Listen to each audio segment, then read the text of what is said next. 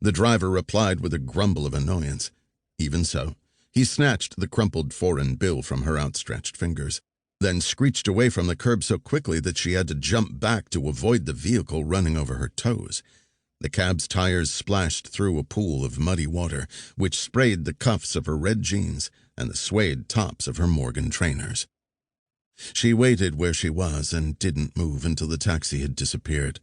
Those were her instructions, which she'd followed precisely since landing at Reagan National 2 hours earlier.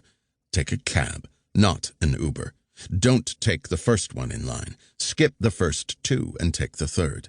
Give your destination as the National Archives, and when you get there, cross the mall on foot.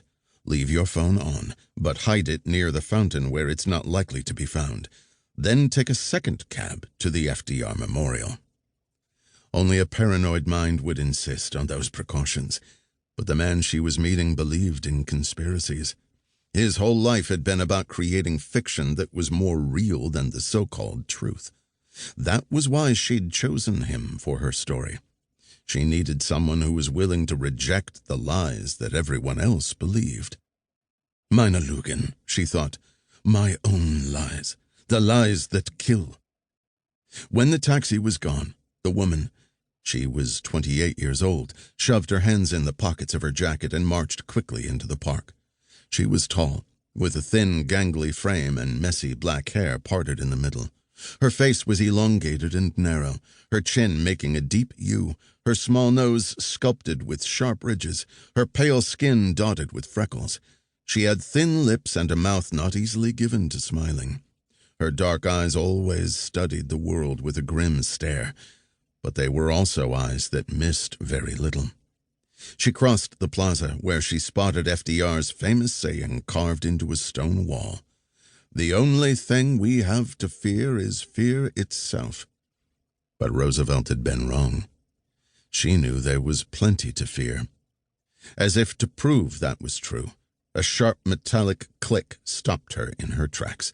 It sounded to her ears like the cocking of a gun somewhere in the darkness. She studied the gnarled tree trunks and looked for the source of the threat.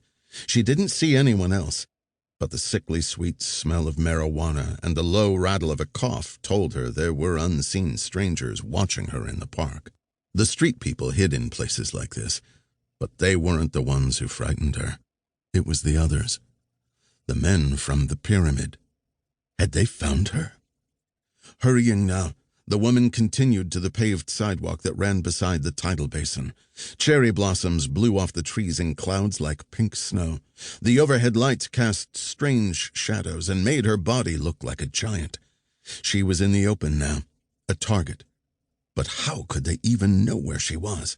How could they already know she was planning to betray them?